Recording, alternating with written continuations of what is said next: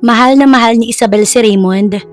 Ngunit dahil sa banta ng mga magulang, hiniwalayan niya ito na siyang naging pinakamalaking pagkakamali niya.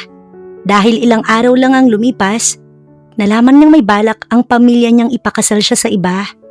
Doon na siya nagdesisyon na tumakas at hanapin si Raymond. Ngunit kahit anong gawin niya, hindi niya na nakita ang lalaki hanggang sa malaman niyang buntis siya. Sa kabilang banda, ginawa ni Raymond ang lahat para yumaman. Pinangako niya sa sariling walang kahit sino ang makakapanghamak ulit sa kanya. Lumipas ang ilang taon at nagtagpo ulit ang landas ng dalawa. Ngayon si Raymond naman ang mayaman at handang maghiganti sa ginawa ni Isabel sa kanya. Habang si Isabel naman walang ibang gustong gawin kundi buhayin ng mga anak. Hanggang saan naabot ang paghihiganti ni Raymond? At hanggang kailan naman itatago ni Isabel ang anak nila sa lalaki? Talaga bang ang dating pagmamahala nila mauuwi sa paghihiganti? O muli lang silang pinagtagpo ng tadhana para ipagpatuloy ang pagmamahala nilang naudlot ng ilang taon? Babe, magbabanyo lang ako ha. Paalam ni Raymond sa girlfriend nitong si Isabel. Sure, alam mo naman kung saan ang daan, di ba? Oo naman, babalik ako agad. Agad na tumayo si Raymond at bago pa makasagot si Isabel, ay nawala na sa paningin niya ang binata. Muli siyang tumingin sa mga magulang na kanina patahimik. Mom, Dad, wala ba kayong sasabihin? Dahan-dahang nag-cruise ng braso si Don Simon. Tumingin ito sa kanya bago nagsalita. Hiwalayan mo ang lalaking yon, Isabel. Ha? Pero Dad, mahal ko si Raymond. Nanigas ang mukha ng kanyang daddy. Tumikhim ito na parang pinipigil ang inis. Napapikit si Isabel. Alam niya na ang kasunod nito. Hindi ko siya gusto para sa'yo. Hindi naman po kayo magdedesisyon nun. Isabel, anak, hindi ka pinalaki para mapunta sa lalaking walang direksyon. Singit ni Doña Amara. Nakataas ang kilay. Alam mo ba kung anong trabaho ng lalaking yon? Bahagya namang umubo si Don Simon. Dahilan para muli siyang mapatingin dito. Makinig ka, Isabel. Kung hindi mo hihiwalayan ang lalaking yan, mapipilitan akong tanggalin siya sa trabaho. Alam mo naman na may connection ako sa Uncle Fred mo, di ba? Siya ang may-ari ng kumpanyang pinagtatrabahuhan ni Raymond. Pwedeng-pwede kong sirain ang reputasyon ng lalaking yon. Daddy, Mami, mahal ko po talaga si Raymond. At bakit nyo naman gagawin yon? Nagkatinginan na mag-asawa at halos pareho ang mga ito na napabuntong hininga. Isabel, marami ka pang makikilala. Halos pare-pareho silang napatigil nang bigla na lang pumasok sa dining room si Raymond. Raymond? Gulat na tawag ni Isabel sa nobyo. Hindi siya nito tiningnan, basta na lang itong humarap sa kanyang mga magulang. Ma'am, sir, alam ko pong in-invite niyo ako sa mansyon niyo para sabihin na ayaw niyo sa akin para sa anak niyo. Pero mahal ko po si Isabel at hindi niyo kami mapaghihiwalay. Marahan siyang hinawakan nito sa kamay, kaya naman wala siyang nagawa ng hilahin siya nito. Napasunod na lang siya hanggang sa labas ng mansyon. Raymond, wait, please. Huminto ang lalaki, ngunit hindi pa rin ito humaharap. Kita sa balikat nito ang bigat ng paghinga. Raymond, mas mahinahon na sabi ni Isabel habang lumalapit sa binata. Are you okay? Dahan-dahang humarap si Raymond, ngunit sa mata nito ay wala ang dating lambing na madalas niyang makita. Alam ko naman na ayaw sa akin ng mga magulang mo, pero masakit pa rin pala na marinig yun. Parang binuhusan ng malamig na tubig si Isabel. Hindi siya agad nakapagsalita. I'm sorry, papasensya na. Sumama ka na sa akin, Isabel. Ano? Mahal mo ko, hindi ba? Oo naman. Then come with me. Magtahanan na tayo. Napatigil siya at ilang segundo na nag-isip hanggang sa magringang phone ni Raymond. Sinagot ito sandali ng lalaki at pagharap sa kanya, iba na ang mukha nito. Natanggal ako sa trabaho. Ha? Pero ayos lang, may savings naman ako. Kakayanin natin. Sasama ka, hindi ba?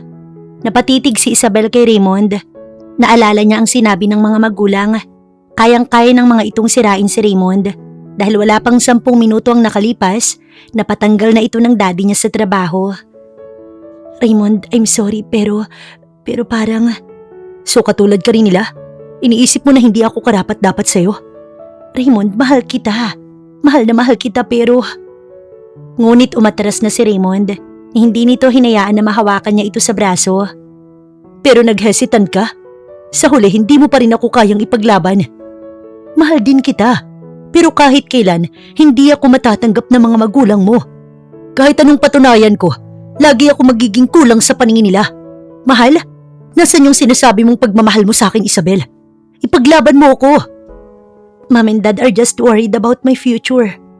At sa tingin mo, hindi ko kayang ibigay ang magandang future na yun? Tumulo ang luha ni Isabel pero pinili niyang magpakatatag at magdesisyon para sa kanilang dalawa ni Raymond. Pasensya na, hindi ko kayang iwan ng mga magulang ko, Raymond. Napabuntong hininga si Raymond at tumingin sa malayo. Parang ayaw nitong makita ang pag-iyak niya.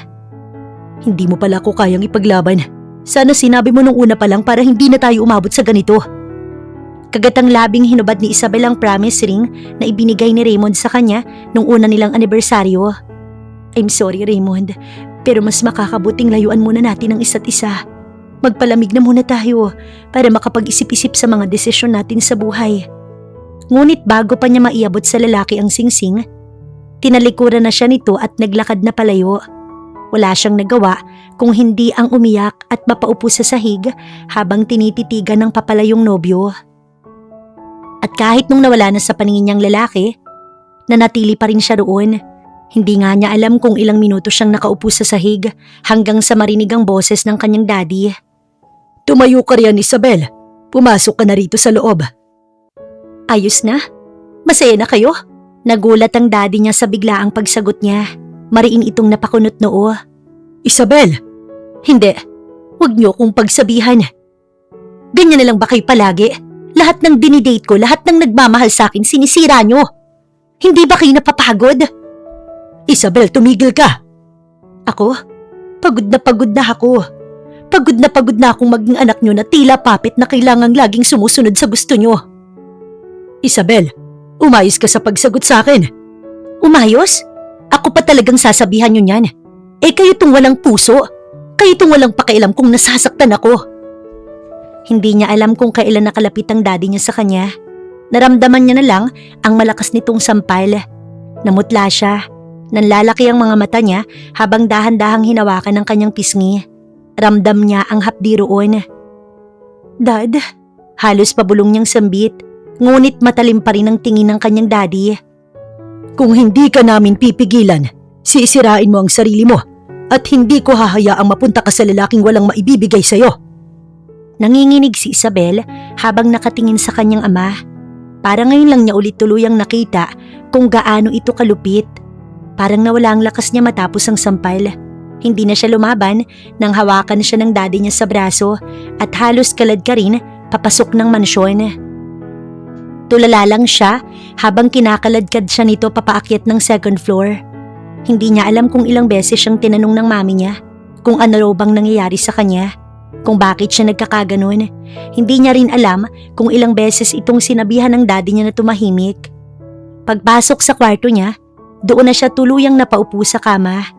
Nanatiling tulala, nanginginig ang mga kamay niya habang nakatitig sa sahig. Ngunit hindi pa natapos doon. Biglang lumapit si Don Simon sa kanya at hinablot ang cellphone sa kamay niya. Dad, ano ba? Ano? May balak ka pa bang tawagan ng lalaking yon? Hindi niyo pwedeng kunin yan. Cellphone ko yan. Kami ang magulang mo at hanggat nasa poder ka namin susunod ka. Mabilis na lumapit ang daddy niya sa pinto at isinara iyon ng malakas.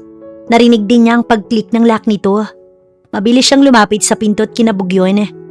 Ma, Dad, buksan niyo please. Buksan niyo to. Mami, Daddy, wag niyo akong ikulong. Ngunit ang tanging sagot lang sa kanya ay ang mabibigat na yabag ng mga paa nilang papalayo. Lumipas sa mga araw na nasa kwarto lang si Isabel. Tuwing kakain siya, may kumakatok lang sa pinto at iniiwan ng pagkain sa tabi. Para siyang bilanggo sa sarili niyang bahay. Halos hindi na rin niya makilala ang sarili. Gula-gula nitang damit niyang hindi man lang niya nagawang mapalitan simula ng araw na iwan. At sa bawat oras na lumilipas, mas lalo siyang kinakain ng takot at pangungulila kay Raymond. Gustuhin man niyang tawagan ng lalaki, wala siyang kahit anong cellphone o landline para magawa yun. Unti-unti na siyang nawawalan ng pag-asa na muli pang makalabas ng mansyon. Hanggang sa isang gabi, habang nakaupo siya sa sahig at nakayakap sa tuhod, May narinig siyang mahinang katok sa pintuan. Agad siyang tumayo at lumapit. Idinikit ang tenga sa pinto. Sino yan? Ma'am Isabel, ako po ito. Boses iyon ng isa sa mga kasambahay nila, si Aling Mercy. Matagal na itong naglilingkod sa kanila at madalas siyang pinapaboran simula pa noong siya'y bata. Aling Mercy, tulungan niyo ko please. Saglit na tumahimik sa labas bago siya nakarinig ng pagkaluskos. Ilang segundo pa, biglang bumukas ang pinto. Nanlaki ang mata ni Isabel. Nandoon si Aling Mercy. Nanginginig ang kamay at halatang takot na takot. Ma'am, bilisan po ninyo. Agad lumabas si Isabel na parang hindi makapaniwala. Halos manghina ang tuhod niya habang nakatingin sa bukas na pinto. Lumapit si Aling Mercy at hinawakan ng kanyang braso. Ma'am, umalis na po kayo. Tumakas na po kayo habang tulog pa sila. Inabutan siya nito ng sobre. Ano ho to? Halos pabulong niyang tanong. Nang buksan niya iyon, nakita niya ang ilang libo. Napailing si Aling Mercy. Tila ba pinipigilan ng sariling maiyak. Hindi yan malaki pero ayos na yan pang takas. At saka ma'am, narinig ko po ang usapan nila. Balak po kayong ipakasal sa anak ng kaibigan ng daddy ninyo. Kaya kung ako sa inyo, magpakalayo-layo na kayo sa Maynila. Maaari kayong pumunta sa Maynila. Ano? Hindi pwedeng mangyari yun. Tumango si Aling Mercy. Seryoso ang muka. Basta, mag-iingat ho kayo palagi. Tahimik silang naglakad patungo sa likod ng mansyon. Sinamahan siya ni Aling Mercy sa likod ng bahay kung saan may maliit na gate palabas. Bago siya umalis, hinawakan siya nito sa balikat. Ma'am Isabel, wag na ho kayong babalik dito. Salamat po, hindi ko to makakalimutan. Pagkatapos noon, tumakbo siya palayo sa mansyon na minsan niyang tinawag na tahanan. Hindi man niya alam kung saan siya pupunta, isa lang ang malinaw sa isip niya. Si Raymond, siya lang ang gusto niyang puntahan.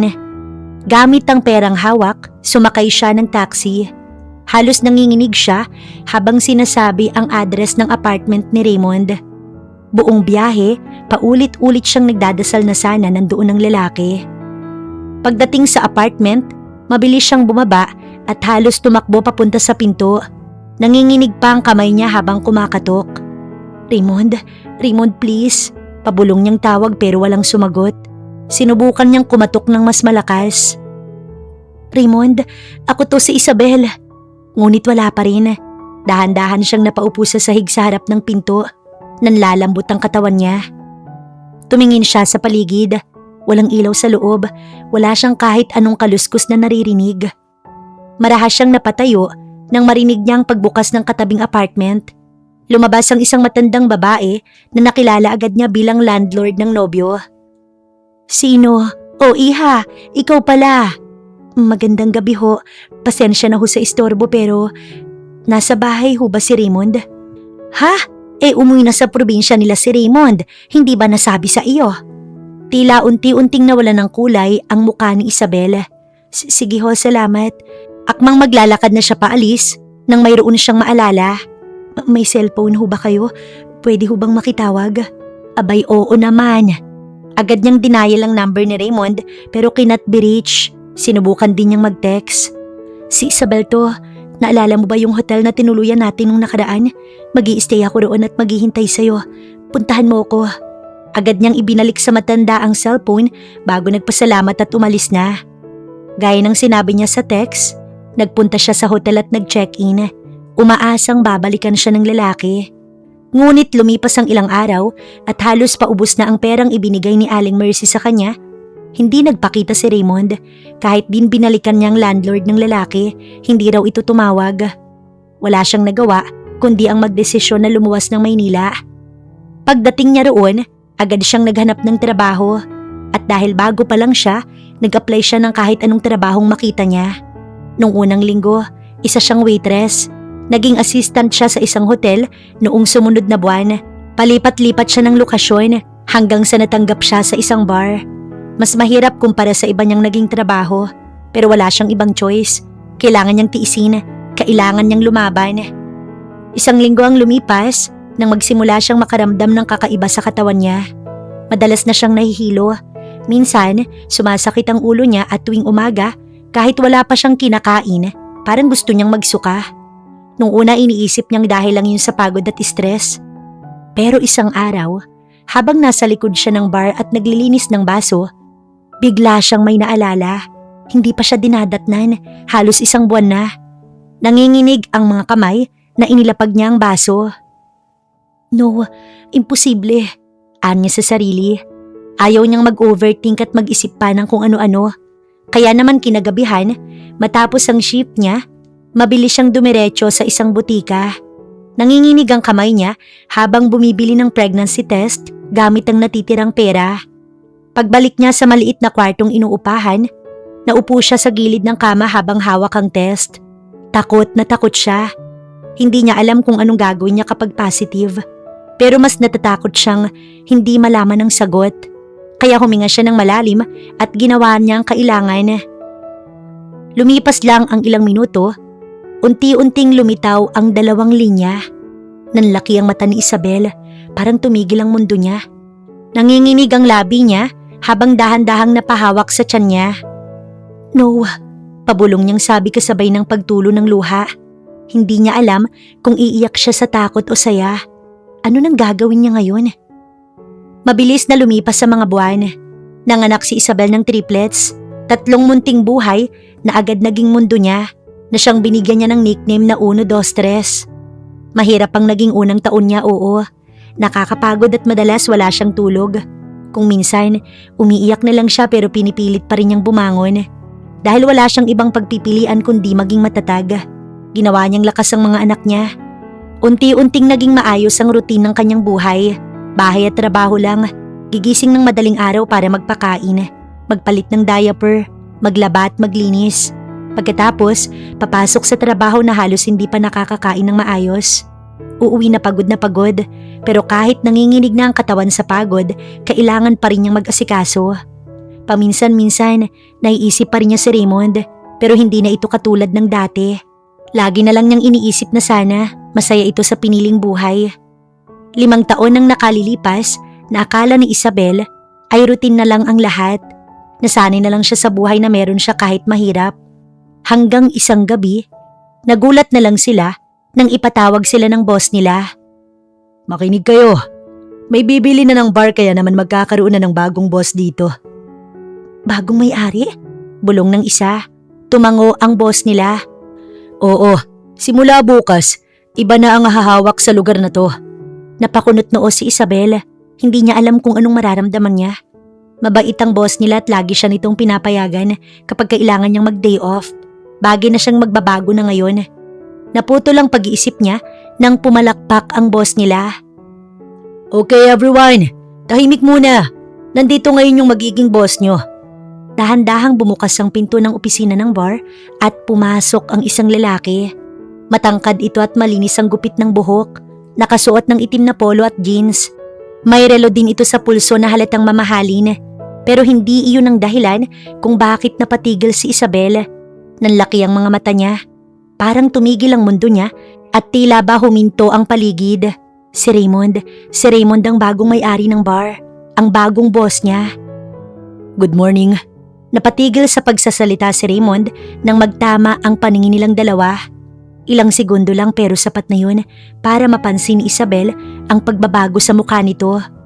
Gulat, galit at kung anong hindi maipaliwanag na emosyon sa mga mata nito na agad din namang nawala. Naging malamig at seryoso ang ekspresyon nito. Lumapit ito sa boss nila at nakipagkamay. Good evening. Salamat sa pag-aasikaso. Malamig na bati ni Raymond. Tumango ang boss at ngumiti bago humarap sa kanila. Guys, eto na ang bagong owner natin, si Sir Raymond. Mailang staff ang natigilan at nagbulungan. Halatang humanga sa kagwapuhan ng lalaki. Lalo na nang mapansin nila ang relong suot nito at ang bodyguard na nakatayo malapit sa pinto. Marahang tumingin sa kanya si Raymond dahilan para siya'y mapaatras. Diretso itong tumitig sa kanya at sa pagkakataong yun, parang bumalik lahat ng alaala. Ang mga pangako, ang mga iyak, ang mga gabing magkasama sila at ang sakit na iniwan nito nang mawala ito na parang bula. Hindi niya namalayan na nanggigilid na pala ang luha niya Kaya agad siyang yumuko para iwasan ang mga mata ng lalaki. Matapos ipakilala ang bagong may-ari, nagpatuloy ang trabaho sa bar. Pero halatang iba na ang pakiramdam ng lahat. Lalo na si Isabel na parang lutang pa rin habang nagliligpit ng mga baso. Hindi niya mapigilang mapatingin kay Raymond na nasa opisina at kausap ang dati nilang boss. Paminsan-minsan mukhang hindi lang siyang nagulat sa pagdating ng binata dahil maging ang mga kasamahan niya, pinag-uusapan ito ng palihim. Grabe no, sobrang yaman pala ni Sir Raymond. Bulalas ni Lori habang hawak ang cellphone. Akala ko artista, CEO pala, sabi naman ni Mika. Napakunot noo si Isabel. CEO? CEO ng lalaki ngayon? Alam nyo ba, sikat na sikat daw siya ngayon sa tech industry. May sarili siyang kumpanya at billionaire level na raw. Dagdag ni Lori. Nanlaki ang mata ni Isabel. Billionaire? Halos pabulong niyang tanong. Oo, tingnan mo to. Iniharap ni Mika ang cellphone sa kanila at doon nakita ni Isabel ang larawan ni Raymond sa isang article. Nakangiti ito sa harap ng malaking building at may caption na Raymond Allen, the young tech CEO behind of the one fastest growing billion-dollar companies in Asia. Parang bumigat ang dibdib ni Isabel. Hindi niya alam kung anong mararamdaman niya. Sa loob ng 3 taon, napakalaki na ng pagbabago ng buhay ni Raymond. Habang ang buhay niya umiikot sa diaper, gatas, overtime at pagod sa pag-aalaga sa anak nila. Grabe, imagine, billion-dollar company, kaya pala ang klase niyang tingnan. Sabi ni Lori na nagpabalik sa kanya sa kasalukuyan.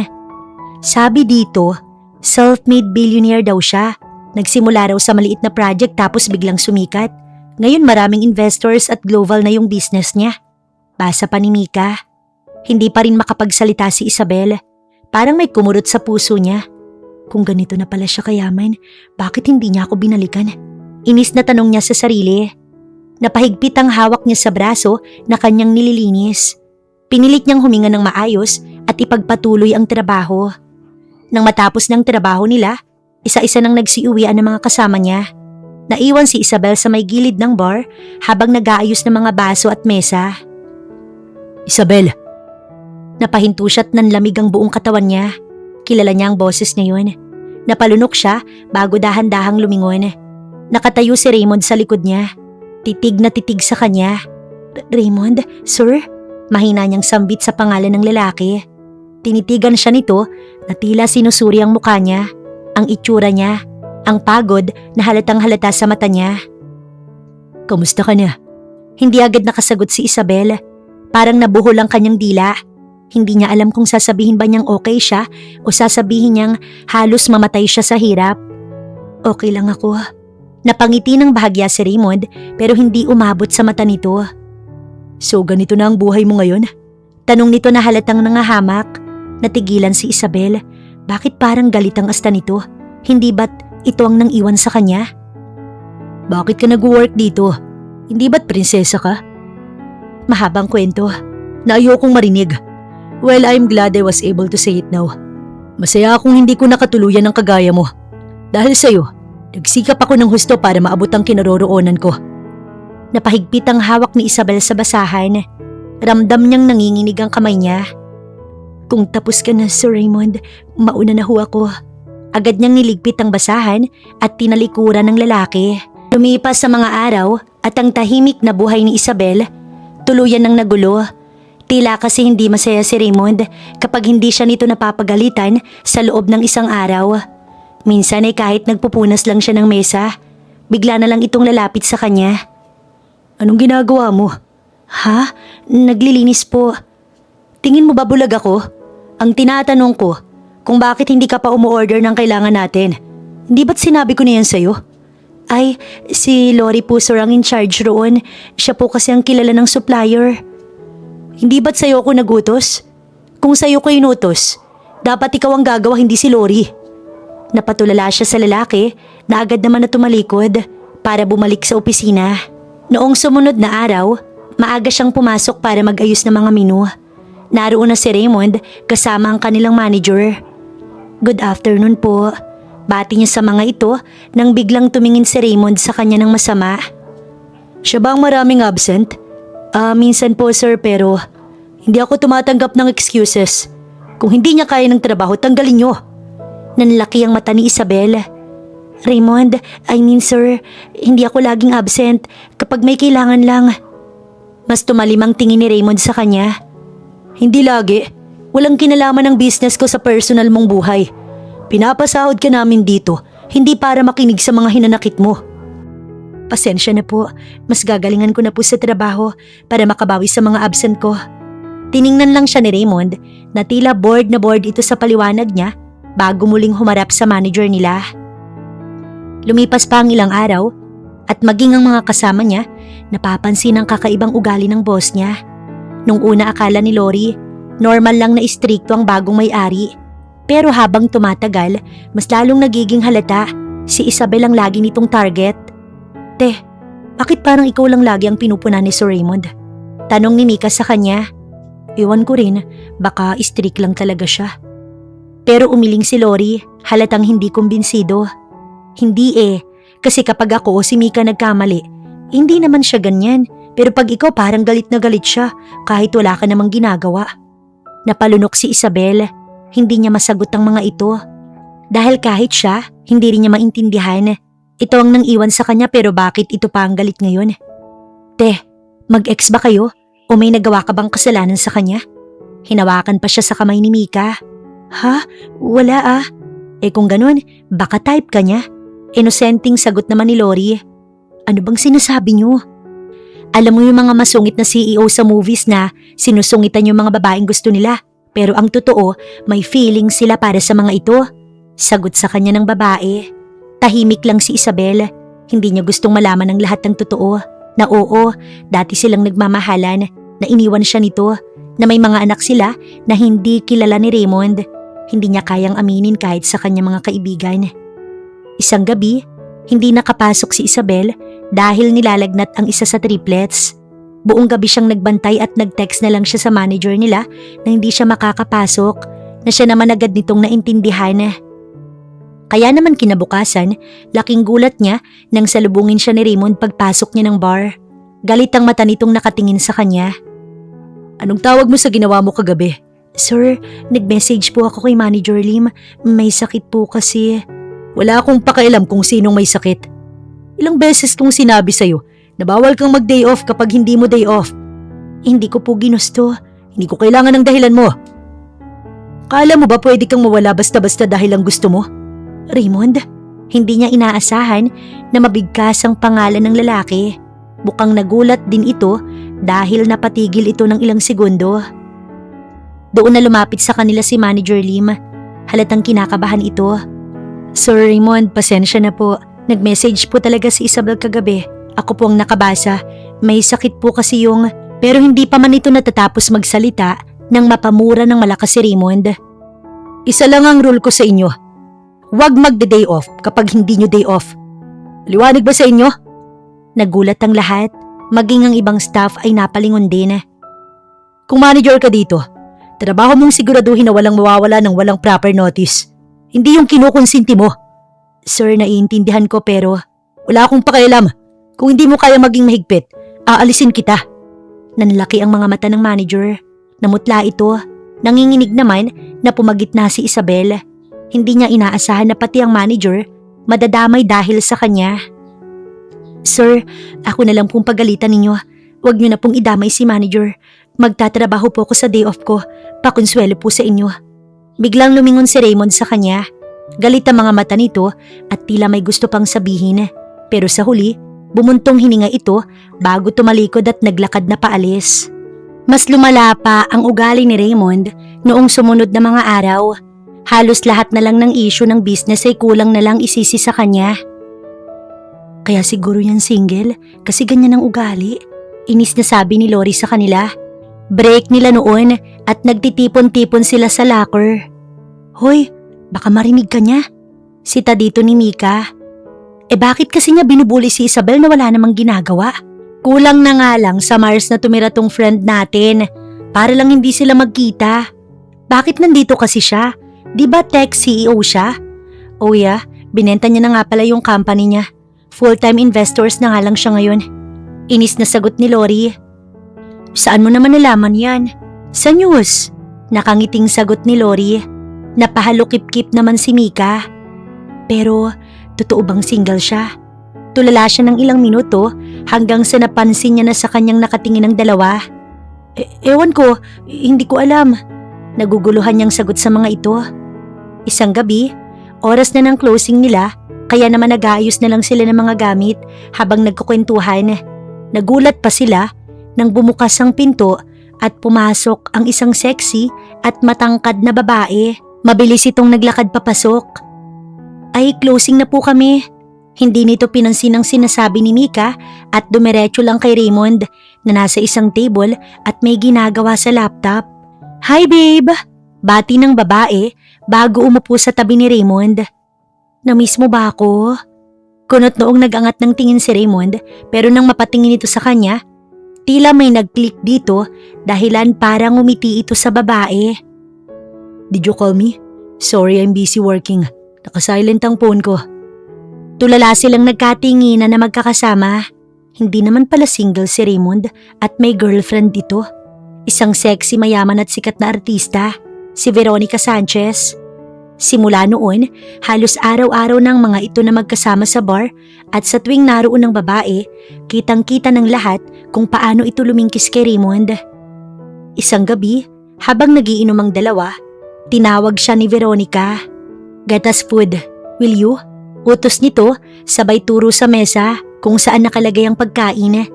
Tahimik siyang sumunod at dinala sa mesa ng mga ito ang ilang pagkain. Thanks, labas sa ilong na sabi nito bago mas lumingkis pa kay Raymond. Nakatingin naman ng lalaki sa kanya na tila tinitingnan ng kanyang reaksyon. Pinilit naman niyang maging formal sa harap ng mga ito. Nung una mabait si Veronica sa kanila. Pero habang tumatagal, unti-unti niyang napapansin ang ibang ugali ng babae, ang pagiging maldita nito. Isang gabi, habang nagiinom ito sa bar, nagkaroon ng maliit na aberya sa order nitong drinks. Ano to? Galit na sambit ni Veronica, hawak ang isang baso. Hindi niyo ba kayang wag magkamali? Ang simple lang ng order ko, nakakainis. Ma'am, pasensya na po. Pasensya na? Ang bagal na nga ng service nyo, mali-mali pa. Sorry po ma'am, papalitan na lang po namin. Hinging paumanhin niya ulit bago kinuha rito ang tray at naglakad na pabalik sa counter. Paulit-ulit na nangyari yon na siyang dahilan kung bakit iniiwasan ito ng mga kasama at tanging siya lang ang nakakatyaga dito. Akala niya ata prinsesa siya dahil GF siya ni boss. Inis na sabi ni Lori minsan. Hayaan mo na. Sa pantasya niya nga lang siya prinsesa eh. Biro ni Mika bago tumawa. Lumipas pa ang ilang araw hanggang sa isang gabi hindi pumasok si Raymond at may malaki silang kliyente na kailangang i-cover. Abala siya sa pag-aasikaso nang lumapit sa kanya si Veronica. Hey, please bring Raymond some medicine. Utos nito sa kanya bago nagbigay ng pera. Ha? Pero ma'am, let your coworker handle them for a while. Saglit lang naman to. Putol nito sa iba pa niyang sasabihin. Wala na siyang ibang nagawa kundi ang umalis muna sa counter at lumabas upang dalhin ang ipinabibiling gamot ng babae at dalhin ito sa apartment ni Raymond. 5 minuto lang naman ang layo ng bahay ng lalaki mula sa bar, kaya mabilis siyang nakarating doon. Pagdating niya sa tapat ng bahay, bahagya siyang napahinto bago kumatok. Hawak pa rin ng maliit na supot na may lamang gamot. Ilang saglit pa ay bumukas ang pinto at doon siya natigilan. Nakatayo ang walang pang-itaas na si Raymond sa harap niya. Halatang may sakit ito dahil nangangalong mata at namumutla ang itsura. Anong kailangan mo? Paus nitong tanong. Agad naman niyang iniabot ang dalang supot dito. Pinapadala po ng girlfriend ninyo. Tinanggap iyon ni Raymond pero hindi man lang nito tiningnan. Parang wala na itong lakas para mag-usisa. Mauna na po ako. Paalam niya't akmang tatalikod na para umalis nang bigla siyang napahinto. Naalala niyang hindi nga pala marunong uminom ng gamot si Raymond. Noon pa man kahit simpleng tabletas kailangan pang durugin at ihalo sa tubig o kaya ipainom ng dahan-dahan. Napabuntong hininga siya at muling humarap sa lalaki. Raymond, pwede ba akong pumasok? Tumingin ito sa kanya. Saglit na natahimik si Raymond, parang nag-aalinlangan. Ngunit sa huli, bahagya itong tumabi at binuksan pa ang pinto. Pagpasok niya sa loob, agad niyang napansin ang baso ng tubig sa center table. Kinuha niya iyon bago ibinigay sa lalaki. Every 4 hours ang gamot sa lagnat. Ang sipon o ubo naman, every 6 hours. Paliwanag niya bago kinuha ang gamot sa lalaki at binuksan yun. Kinuha niya ang isang tableta at ibinigay ito sa binata. Uminom ka. Alanganin naman itong kinuha ang gamot at mabilis na uminom. Muntikan pa itong masukan ng maubo ito dahil lang sa pag-inom ng gamot. Napangiwi siya bago inalalayan itong uminom ng tubig. Para saan yung laki ng katawan mo? Tanong niya rito bago napailing-iling. Hindi man siya sinagot ng lalaki at humiga na lamang sa sofa. Mabilis naman siyang nag-isip bago dumiretso ng lakad papuntang kusina. Kumuha siya ng tubig at inilagay iyon sa tabo. Naghanap siya ng face towel at binasa iyon bago inilagay sa noo ni Raymond. Napapikit ang lalaki. Tila bahagyang gumaan ng pakiramdam. Magpahinga ka na. Bahagya itong dumilat. Are you staying? Tanong nito sa kanya. Kailangan kong bumalik sa bar. Please stay. Okay, I'm staying. Sagot niya rito, dahilan para mapabuntong hininga ito at tuluyan ng dalawin ng antok. Nag-stay siya sa tabi ng lalaki hanggang madaling araw. Bago umalis, nilutuan niya ito ng lugaw at pinakain. Hindi niya alam kung iyon ba ang dahilan, pero simula ng araw na yon, kalmado na si Raymond. Nakangiti na rin ito tuwing oras ng trabaho. Isang gabi, siya na lang ang naiwan sa bar para magsara. Nauna nang umuwi ang mga kaibigan niya dahil pagod na rin at halos wala na ring customer. Nag-ayos siya ng mga baso at bote nang dumating ang lalaki. Tulungan na kita. Huwag na po sir. Alam kong mag-isa ka nilang. Tutulungan lang kitang magsara. Hindi mo naman kailangang. Gusto ko. At isa pa alam kong pagod ka na. Hindi na siya nakapagsalita pa. Tahimik na lang siyang bumalik sa paghuhugas habang si Raymond naman kumuha ng basahan at nagsimulang magpunas ng mga mesa. Pagkatapos ng ilang minuto, lumapit si Raymond sa lababo at kinuha ang isang baso. Ako na. Ha? Tutulungan na lang kita. Magkatabi silang naghugas. Siya ang nagsasabon. Si Raymond naman ang nagbabanlaw at nagpupunas. Sa bawat segundo, hindi niya maiwasang mapansin kung gaano kaseryoso ang mukha nito sa simpleng gawain. Pero paminsan-minsan, kapag napapalingon siya, nahuhuli niya itong nakatingin sa kanya. Pagkatapos ay tila seryoso itong bumabalik sa ginagawa kapag napapansin itong nakatingin siya. Hindi niya maiwasang mailang. Ang weird naman ni Raymond ngayon. Noong sumunod na araw, pumasok siya sa bar na medyo mabigat ang ulo. Pilit siyang umiti sa mga kaibigan pero halatang hindi siya okay. Ayos ka lang? Tanong ni Lori. Umiling siya at napahawak sa sentido. Masakit ang ulo ko. Baka puyat lang. Lumipas ang ilang oras at naging abala na ulit sila. Nakalimutan niya na ang sakit ng ulo kahit papaano hanggang biglang may kumalabit sa kanya noong break na niya. Paglingon niya si Raymond ulit, may hawak itong maliit na plastic bag. Sir Raymond, anong meron? Gamot. Simpleng sagot nito. Napatingin siya sa bag. May paracetamol at maliit na bottled water. Ha? Bakit ka may dala na to? Wala lang, baka kailangan mo lang. Anito bago tumalikod at naglakad na paalis. Napakurap-kurap siya. What was that? Isang gabi, may dumating na bisita si Raymond. Mga kasosyo nito sa negosyo. Habang nagsiserve siya ng pagkain, napansin niya ang isang lalaki. Wait, ikaw ba si Isabel? Tanong nito na agad namang napukaw ng atensyon ng mga kasama nito. Oo, ako nga. Kilala mo ko?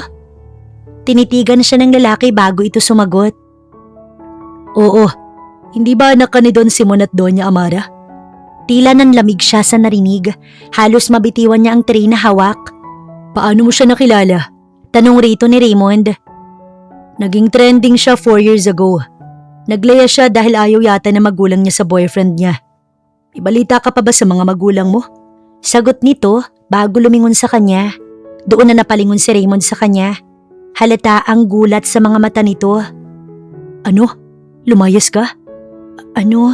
Wala sa sariling nabitiwan niyang hawak na tray. Nabasag ang wine glass na nakalagay doon. I'm sorry. Nagsimula na siyang manginig habang akmang pupulutin ang nabasag na wine glass. Are you out of your mind? Agad na hinawakan ni Raymond ang kamay niya. Bahagya pa itong napatigil nang mapagtanto ang panginginig niya. Agad itong tumayo at tinawag si Lori bago humarap sa kanya. Ayos ka lang? Hindi niya ito pinansin. Napatitig lang siya sa basag na sahig. Naramdaman niyang bahagya siyang inilayo ni Raymond sa naglilinis na si Lori. Magpahinga ka na muna. Kung kailangan mong umuwi, papayagan kita. Salamat po. Dahan-dahan na siyang lumayo sa binata bago naglakad papunta sa locker. Agad niyang kinuha ang mga gamit niya at halos hindi niya na alam kung paano siya nakalabas at nakauwi. Pagdating niya roon, nadatnan niya ang kapitbahay niyang abala sa pagpapatulog ng mga anak niya. Nana, ako na pong bahala. Anya rito bago ito binayaran. Maaga ka ata ngayon. Opo, medyo masama kasi ang pakiramdam ko. May sakit ka ba? Gusto mo bang ipagluto kita ng pagkain mo? Hindi na po, ayos na po ako.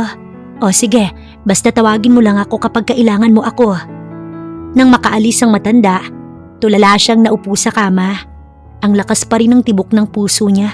At kahit anong pagpapakalma niya sa sarili, ayaw huminto. May nakakakilala sa kanya. At alam niyang darating ang oras na malalaman na rin ng mga magulang niya ang kanyang lokasyon. Kinabukasan, nagpa siya siyang mag-grocery. Nasa milk section siya at akmang kukuha na ng gatas ng mga anak nang may boses siyang narinig.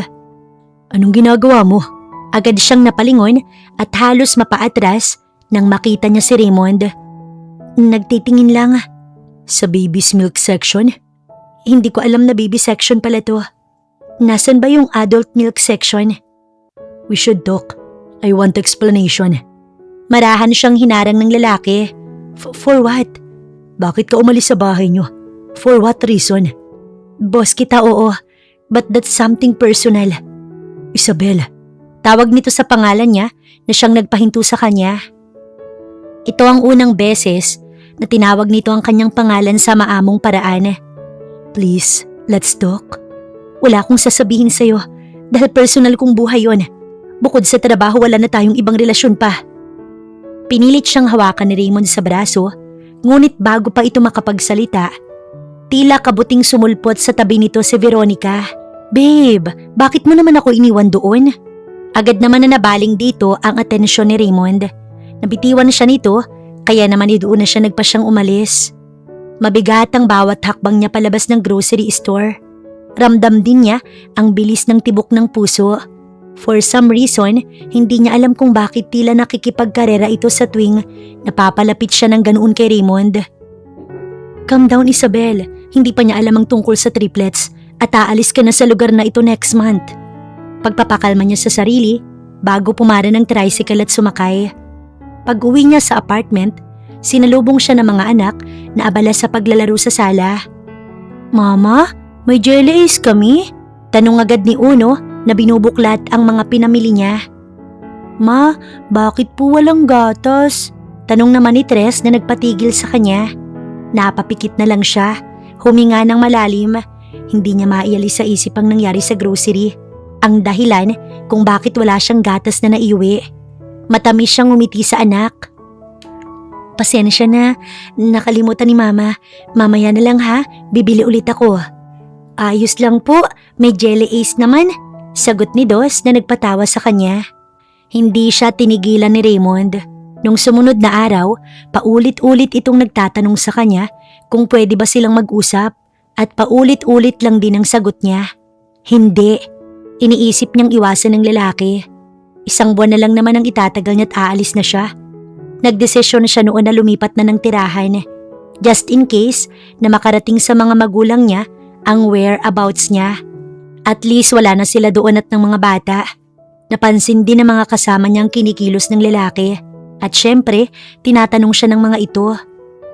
Ano ba talagang nangyari sa inyo ni Sir Raymond? Tanong ni Mika sa kanya. Ganyan na siya simula nang mabasag mo yung wine glass. Binubuli ka ba ulit niya? Dagdag ni Lori. May tinatanong lang siya. Pagdadahilan niya sa mga ito, bagay na alam niyang hindi ng mga ito pinapaniwalaan. At syempre, hindi mawawala ang inis ni Veronica sa kanya. Sa tuwing lalapit sa kanya si Raymond, ay halos patayin siya nito ng titig. Hindi na siya magtataka kung bigla na lang siyang sabunutan nito. Mas nagiging close na ata kay ni Raymond Puna nito sa kanya isang gabi. Mabilis naman siyang umiti sa babae. Naku ma'am, may tinatanong lang po si sir sa akin. Siguraduhin mo lang, dahil ayoko ng backstabber. Alam mo naman na hindi ako mabait, di ba? Huwag po kayo mag-alala. Pero mukhang hindi pa rin ito kumbinsido. Although naisip niyang hindi ito gagawa ng kahit ano na siyang malaking pagkakamali niya. Isang gabi, habang abala siya sa pag-aasikaso para i-close nila ang bar, biglang lumapit si Veronica sa kanya. Halatang galit ito. Ikaw ang nagnako ng bracelet ko, hindi ba? Anong bracelet po? Ikaw ang inutusan kong mag-ayos ng bag ko kanina, hindi ba? Nawawala ang bracelet ko. Opo, pero wala naman po akong kinuha. Hindi ko nga binuksan ang bag mo Pagdadahilan niya, nakita niyang napahinto sa pagtatrabaho ang mga kaibigan at nakatingin lang ito sa kanila. Sinungaling ka, ikaw lang ang humawak ng bag ko. Hinila siya sa pulso ni Veronica. Nagsimula na itong hatakin siya palabas ng bar. Sinubukan niyang tanggalin ang pagkakahawak nito pero hindi niya magawa yun. Wala po akong kinukuha ma'am, kahit tignan niyo pa ho sa locker ko. Liar!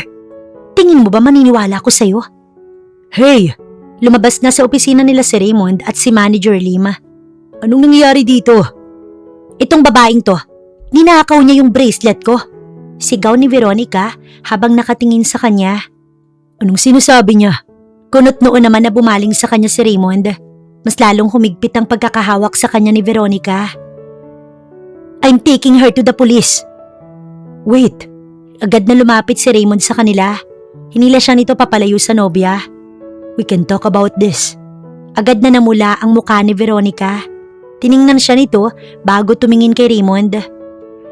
At talagang kinakampihan mo pa ang babaeng yan? Bakit? Dahil anak siya ng Don at Donya? Narinig mo lang na prinsesa siya sa kanila na tumakas lang, nagkaganyan ka na? Huminga ng malalim si Raymond bago ito tumingin sa babae. We need to assess things. Saan mo ba nawala ang gamit mo? Siya lang may hawak ng gamit ko, Raymond. Iniabot ko sa kanya. Totoo ba yun? Lumingon naman sa kanya si Raymond. Inutusan niya ako kaninang ilagay sa locker room ang gamit niya. Pero wala akong nakitang bracelet at inilapag ko lang sa locker ang bag niya. Wala akong kinukuha. Sandaling tumitig sa kanya si Raymond bago ito bumuntong hininga. Okay, ganito na lang. Lahat ng gamit niyo, ilabas niyo rito. Para sa ikatatahimik ng budhi ni Veronica, inilabas ng mga kasama niya ang lahat ng gamit nila sa locker room. Isa-isang binuksan ni Raymond ang mga iyon. Si Veronica mismong nagbukas ng sarili niyang bag at chinek din ito ang kanyang locker. Wala naman halos laman ang bag niya, bukod sa essentials, extra uniform, maliit na pouch ng mga barya, cellphone charger, panyo, ballpen at pabango. Tingnan mo, wala namang laman ng bag niya. Malamig na sabi ni Raymond. Napakuyom siya ng kamao habang napakagat sa pang-ibabang labi. Nakatitig siya kay Veronica bago lumingon sa mga gamit na nakakalat. Okay na? Wala naman pala, Veronica.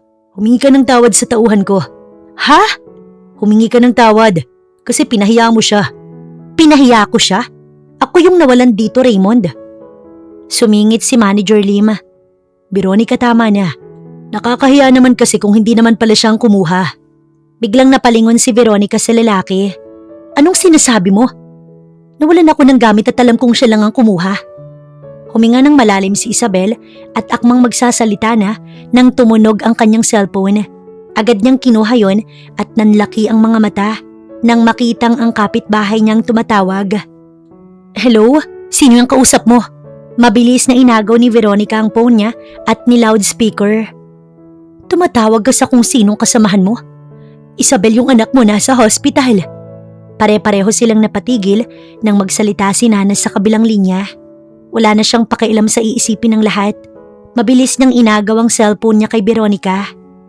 Sino ho? Nagsimula na siyang pulutin ang kanyang mga gamit. Si Dos. Diyos ko anak, nagkukumbulsyon ang anak mo. Marahas niyang pinunasan ng mga luha bago isinukbit ang bag sa balikat. Papunta na po ako. Mabilis niyang sagot at naglakad na. Naramdaman niyang paghawak sa kanya ni Raymond. Tulala niya itong tiningnan. Let's go. Aya nito sa kanya bago siya nito hinila. At talagang iiwan mo ko? Sigaw ulit ni Veronica. Marahan namang tumingin dito si Raymond. We're not dating anymore. Hindi ka na pwedeng bumisita sa bar ko. Buwi ka na. Malamig na utos dito ni Raymond bago muli siyang hinila. Sa sobrang bilis ng pangyayari, namalaya na lang niya na nasa kotse na siya ng binata habang ito'y nagmamaneho papuntang hospital. Pagdating nila sa hospital, agad niyang nakita si Nana kasama nito si Uno at Tres palabas ng kwarto. Mama! Sigaw ng dalawang bata bago tumakbo papunta sa kanya. Anak, mangiyak-ngiyak niyang nilapitan ng mga ito. Nana, kamusta si Dos? Sabi ng doktor, magiging ayos ang anak mo. Huwag ka na mag-alala. Papasok na ako sa loob, Nana. Napapikit naman siya at napabuga ng hangin. Tila nabunutan siya ng tinik sa narinig. Sino siya? Napatigil siya nang magtanong si Tres habang nakatingin kay Raymond. Tres, kamukha mo siya. Komento ni Uno. Agad namang kumunot ang noo ni Tres. Mas gwapo ko sa kanya. Asik nito sa kapatid. Naiilang naman niyang nilingon ng binata pero napako siya sa kinatatayuan nang makita na ibang tingin nito sa mga anak niya. Para bang nagulat si Raymond sa nakita. Pumasok naman ang lahat sa kwarto maliban sa isa. Hoy, anong ginagawa mo? Sigaw ni Tres kay Uno. Bakit pinagsarahan mo si Mr. Pogi? Ayoko sa kanya, para akong nananalamin eh. Anak, nasaan si Raymond? Nasa labas po. Ha? Bakit mo pinagsarahan? Ayoko nang may kamukha dito maliban sa inyo. Hanggang sa binuksan nila ang pinto at tuluyan nang nasilayan ng mukha ni Raymond na alalang-alala ito. Isabel, seryosong banggit nito sa pangalan niya na siyang nagpatibok sa puso niya ng sobrang bilis. You have some explanation to do. Nahigit niya ang sariling hininga. Dalawa silang nagpaiwan ni Raymond sa hospital nung sabihin ng doktor na kailangang i-confine si Dos. Habang umuwi naman si Nana kasama si Uno at Tres. Febrile seizure daw iyon sabi ng doktor nung kausapin nila ito. I'm glad it's not so serious. Maluha-luha niyang sabi bago tila wala sa sariling napaupo na lang sa tabi ni Raymond. Everything will be fine. Matyaga silang naghintay ni Raymond sa labas ng kwarto. Tahimik ang hallway. Tanging tunog lang ng mga paa ng nurse at mahihinang iyak ng ibang pasyente ang maririnig. Hindi niya na namalayan ng oras. Sa sobrang pagod, unti-unting bumigat ang talukap ng mata niya hanggang sa tuluyan siyang nakatulog. Nagising siya sa kakaibang init at lambot sa pisngi niya. Napatigil siya nang mapansing nakasandal siya sa balikat ni Raymond. Nanlaki ang mata niya at mabilis siyang umayos. Halos mapatalon sa kinauupuan niya. Napahawak siya sa sarili niyang buhok para bang nahihiya at hindi alam ang gagawin. Sorry, hindi ko sinasadya. Ayos lang, alam kong pagod ka. Matulog ka ulit kung gusto mo. Umiling siya at napabuntong hininga. Pilit iniiwas ang tingin niya. Ramdam niya ang bilis ng tibok ng puso. Para na naman itong nakikipagkarera. Kinabukasan, si Raymond na ang nagdesisyon para sa kanya. Huwag ka na munang pumasok. Huwag mong alalahanin ang trabaho. Raymond, kailangan kong... Ako nang bahala sa work mo. Dito ka lang. Bantayan natin si Dos at isa pa. Kailangan nating mag-usap. Hindi na siya nakasagot. Sa totoo lang, wala rin siyang lakas para makipagtalo. At tama ito. Kailangan nilang mag-usap. Buong umaga, hindi halos umalis si Raymond sa tabi niya. Noong tanghalian, dumating si Nana na may dalang pagkain at ilang gamit mula sa bahay. Lumabas sila ni Raymond sa kwarto para makapag-usap ng maayos. Iniwan muna ang bata sa pag-aalaga ng matanda. Dumiretso sila sa isang restaurant para makapag-usap ng pribado. Pagkaupo pa lang niya, nagsalita na si Raymond. Pinilit kong pigilan ang sarili kong magtanong kagabi. Dahil ayoko ma-stress ka ng husto kay Dos. Pero unang kita ko pa lang kay Uno at Tres. Dahil ayoko ma-stress ka ng husto kay Dos. Pero unang kita ko pa lang kay Uno at Tres. Sigurado na ako. Isabel, anak ko ba sila? Napalunok siya. Pilit siyang umiti. Raymond, I'm sorry. Doon napapikit ang lalaki na tila ba pinipigilan nito ang kung anong emosyon na nararamdaman. Anak ko sila? Hindi iyon tanong. Tila ba sinasabi ni Raymond iyon sa sarili nito? Hindi siya makatingin sa lalaki. Nanginginig ang balikat niya habang pilit pinipigilan ang paghikbi. Hanggang sa biglang humigpit ang kamao ni Raymond at nang magsalita ito, ramdam niya ang bigat sa boses ng binata. Bakit? Bakit hindi mo sinabi sa akin? Nanatiling nakatitig si Raymond sa kanya. Parang hindi pa rin makapaniwala sa narinig. Nanginginig ang panga nito at halatang pinipigilan ng emosyon. Bakit? Bakit mo itinago sa akin ito ng ganito katagal? Humigpit ang hawak niya sa kubyertos. Masarap ang pagkain sa harap nila, pero hindi niya iyon magawang isubo man lang. Nagulat siya nang tumawa si Raymond. Napaangat siya ng tingin at naguguluhang napatitig dito. Alam mo ba kung bakit ako nagalit sa'yo? Kasi nung gabing umuwi ako galing mansyon niyo, may mga grupo ng lalaking bumugbog sa akin at binantaan ako. Hindi lang basta bugbog, halos hindi na ako makatayo. Nagising na lang ako na nasa hospital na ako at hindi ka man lang dumalaw. Kahit isang beses, hanggang sa umuwi ako ng probinsya. Akala ko alam mo, akala ko sinabi mo sa kanila kung saan ako nakatira. Hindi ko alam Raymond, wala akong alam. Hindi ko alam. Diyos ko Raymond, kung alam ko lang. Alam mo kung kailan ko lang naisip na wala kang alam? Umiling siya, halos hindi niya na kayang magsalita pa. Nung nalaman kong lumayas ka, sinabi sa akin ng kaibigan ko na nag-away kayo ng mga magulang mo at lumayas ka. Napahawak siya sa sariling dibdib. Hindi niya alam kung paano lahat ipapaliwanag. Tinakot ako ng mga magulang ko. Kung hindi ako makikipaghiwalay sa'yo, sisirain nila ang buhay mo. Kaya wala akong choice. Kinulong din nila ako kaya nawalan ako ng balita sa'yo. Tumakas ako para hanapin ka pero nakauwi ka na ng probinsya. Naghintay ako ng ilang araw, baka sakaling bumalik ka. Pero kinailangan ko ring umalis nung paubos na ang pera ko. Nanginginig ang labi niya habang nagkukwento. Parang muling bumabalik ang takot niya noong mga araw na hindi niya kasama si Raymond. Araw-araw akong umiiyak. Araw-araw kong iniisip kung paano kita mahanap. Nalaman kong buntis na ako nung nag-work na ako sa bar. Hindi na nagsalita si Raymond. Nakatingin lang ito pero unti-unting namumula ang mata nito. Lumunok ito ng paulit-ulit. Halatang nahihirapang tanggapin ang kanyang kinukwento. Hanggang sa bigla na lang itong napapikit at napamura. Raymond, hindi ko ginusto lahat ng to. Nung nagkita tayo ulit natakot ako. Alam kong galit ka sa akin kaya naman hindi ko na nasabi sa iyo ang totoo. Nag-iwas ng tingin si Raymond pero hindi nito napigilan ang luha na unti-unting bumagsak sa mga mata nito. Tahimik lang itong tumango-tango, parang sinusubukang iproseso ang lahat ng narinig niya. Diyos ko, ang tagal. Ang tagal kong inisip na pinili mo kong kalimutan. Hindi niya na napigilan ang sarili. Humagulgol na siya ng tuluyan habang si Raymond nakaupo lang sa harap niya, tulala. Noong gabi, nakipag-FaceTime siya kay Lori para ibalita dito ang tungkol sa anak niya. Diyos ko te, si Bruhildang Veronica galit na galit nung umalis kayo. Balita ni Mika sa kanya. Nakikichismis ito kasama si Lori at Manager Lim. Oo nga ate, ang sabi pa ipagbabayaran daw ni Boss Raymond na pinili ka niya na para bang kasama siya sa choices. Nagtawanan ng mga ito na ikinailing niya. Anyway, kami nang bahala dito ate.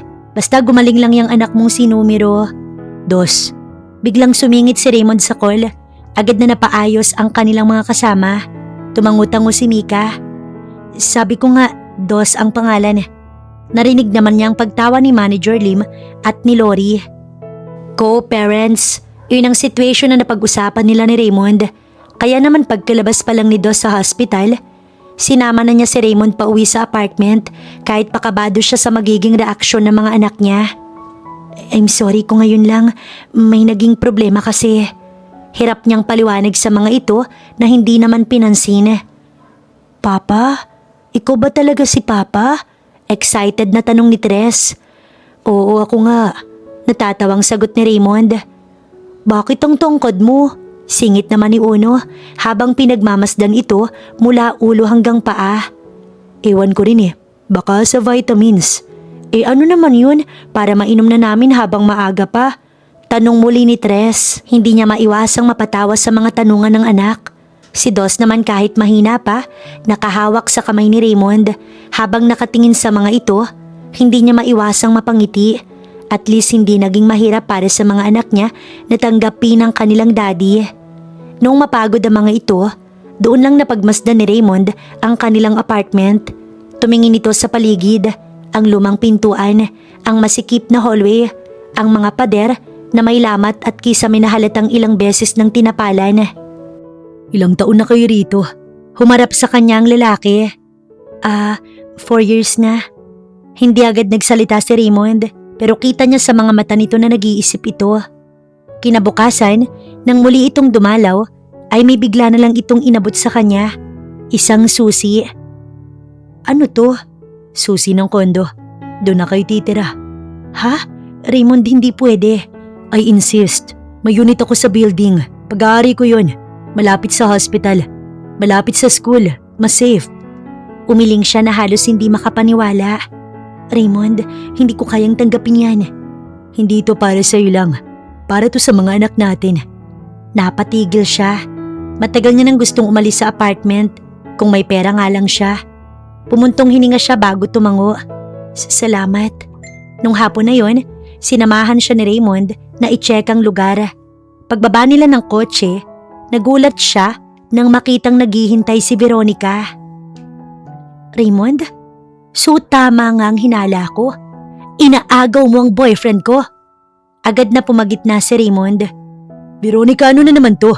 Bakit nandito ka? Hindi ba sinabi ko sa iyong tapos na tayo? Tapos? Hindi pa tayo tapos, Raymond. Lalo na ngayon at alam kong nilalandi ka ng haliparot na to. Nagulat na lang siya nang bigla siyang sabunutan ni Veronica. Nanginginig ang babae habang hinihila ang buhok niya. Aray, sandali. Mabilis naman na umawat si Raymond. Hinila siya nito palayo kay Veronica habang hawak nito ang kamay ng babae. That's enough. Seryoso nitong sabi. Kita niya ang gulat at sakit na siyang dumaan sa mata ni Veronica. At for some reason, gusto niyang maawa dito. Ako ang girlfriend mo. Bakit siyang kinakampihan mo? Nilalandi ka ng babaeng to, hindi ba? Kunwari nagpapanggap siyang mahirap, pero sa huli gusto lang makasungkit ng katulad mo. Mabilis na napabugan ng hangin si Raymond. We're not even dated to begin with. Gusto mo lang ako dahil sa status na kaya kong ibigay sa'yo. An actress who is dating a self-made billionaire. Yun lang ang mahalaga sa'yo at ngayon, I wanna be honest. Alam ko kung gaano ka sa mga ugali mo sa mga empleyado ko. At for some reason, pinagbibintangan mo pa sila ng kung ano-ano. Do yourself a favor. Huwag mo nang ipahiya pa ang sarili mo. Mabilis siyang hinawakan ni Raymond sa braso bago hinila papasok ng building.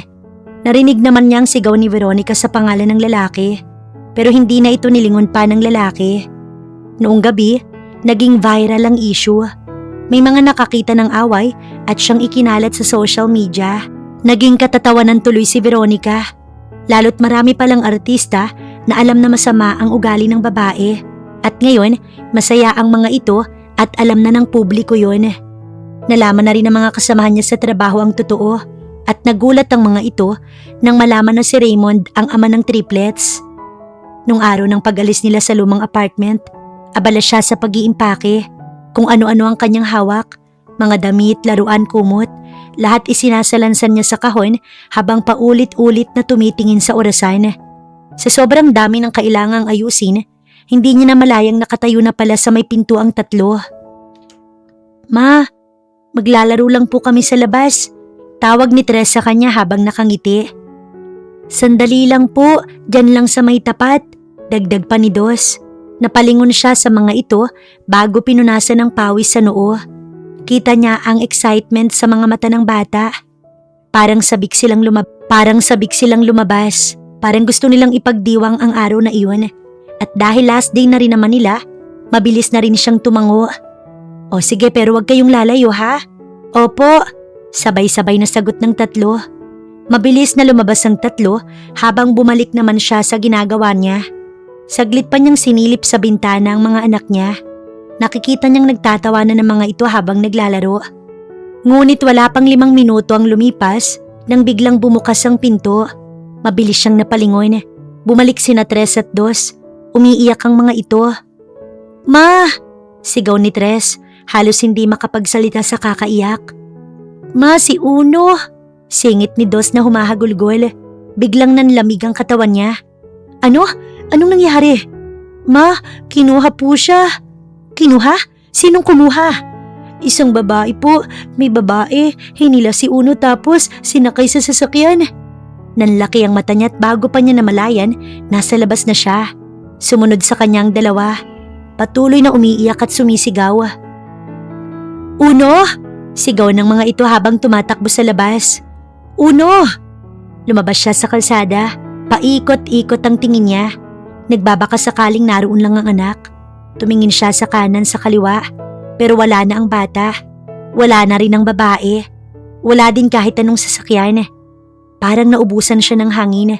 Nanghina siya pero pinilit niyang kunin ang cellphone para tawagan si Raymond. Halos hindi niya matype ng maayos ang pangalan ni Raymond sa sobrang taranta.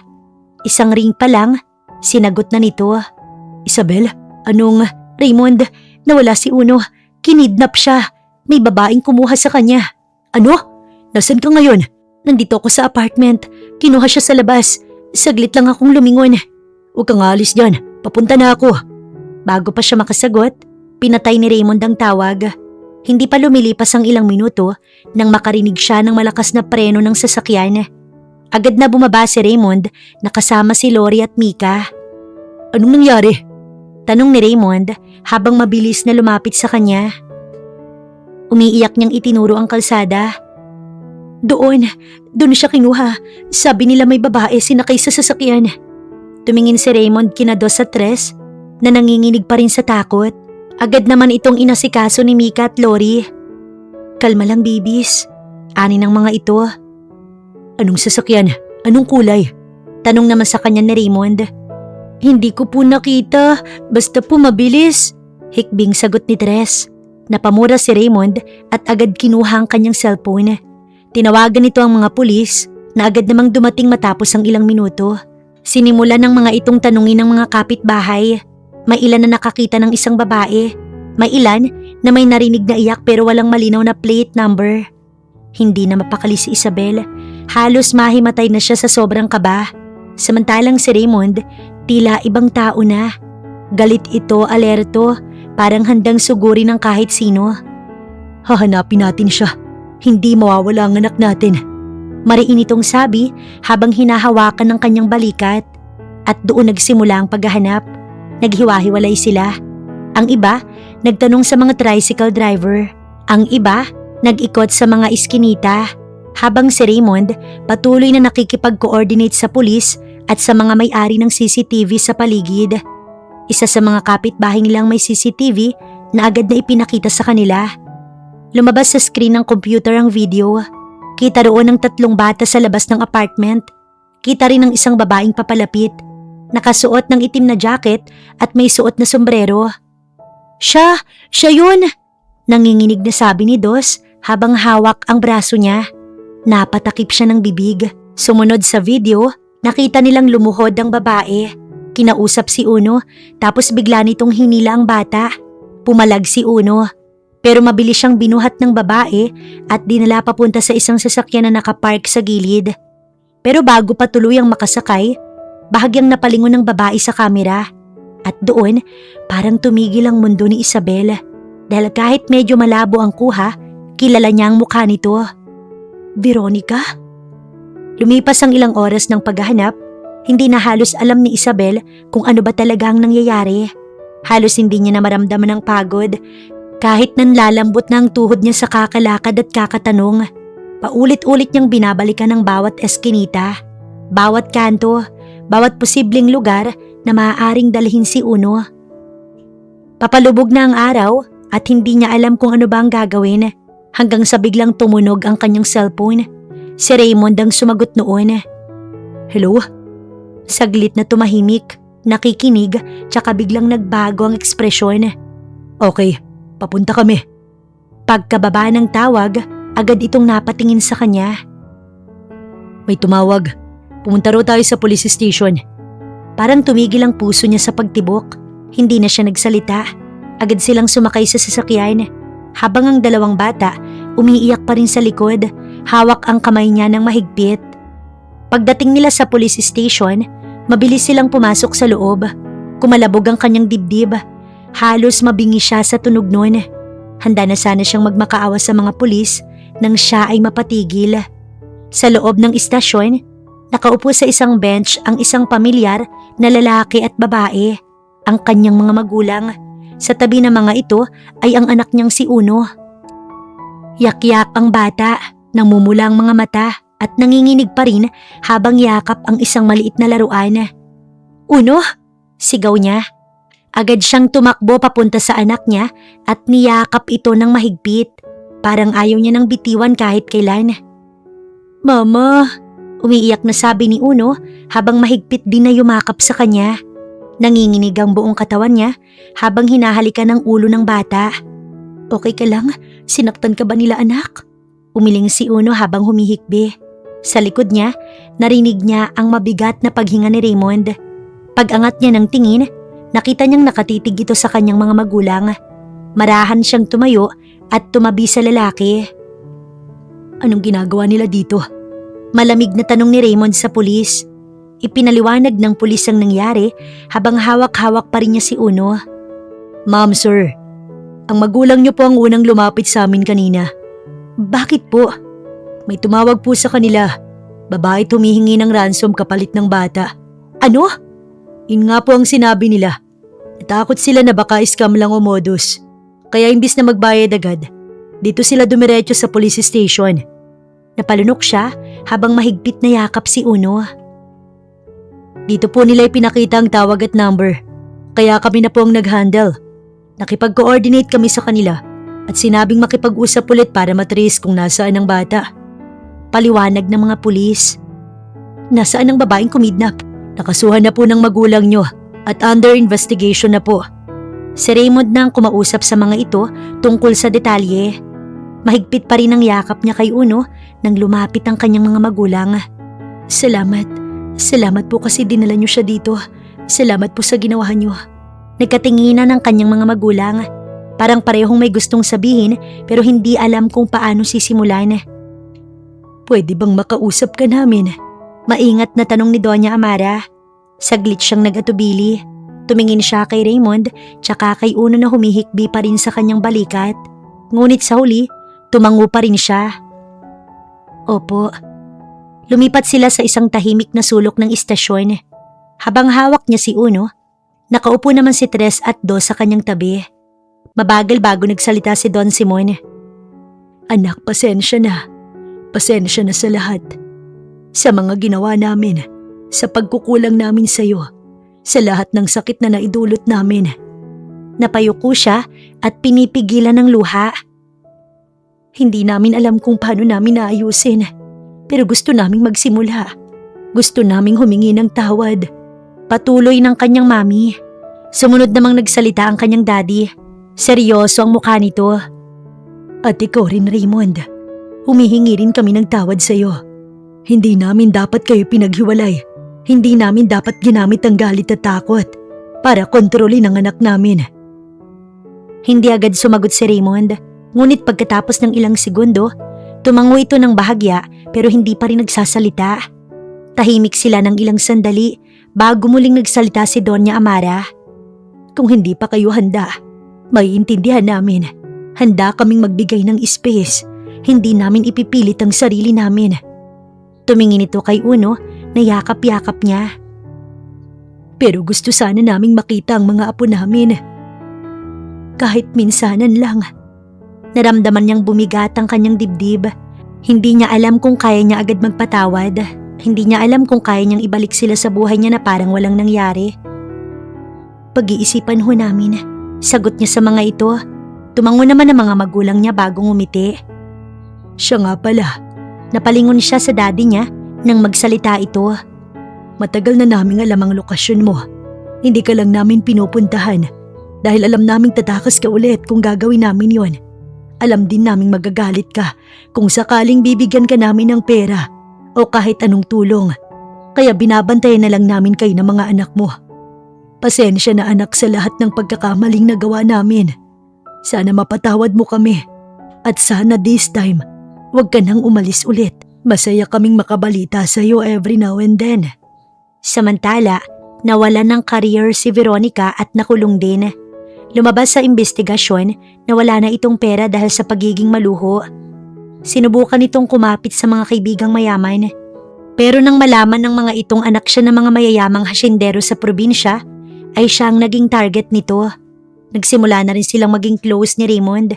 Nagsimula sila sa panakanakang friendly date na naging totoong date na matapos lang ng ilang buwan. Mabilis na lumipas sa mga taon hanggang sa dumating ang araw na hindi niya akalaing mararanasan pa niya. Ang araw ng kasal nila. Maagang maaga pa lang, gising na siya. Nasa harap siya ng salamin, suot ang puting gown na pinili nila ni Nana. Simple pero elegante, bagay na bagay sa kanya. Sa likod niya, naroon sina Lori at Mika bilang bridesmaid, ang mga kaibigan niyang matagal nang naging sandalan niya. Ang ganda mo, hindi ko akalaing aabot tayo sa araw na to, sabi ni Mika sa kanya. Hindi ko rin nakalain, akala ko talaga nun hindi na ako magkakaroon ng ganito. Lumapit si Nana at hinawakan ng kamay niya. Ngayon meron ka na at deserve mo yan, bulong ng matanda.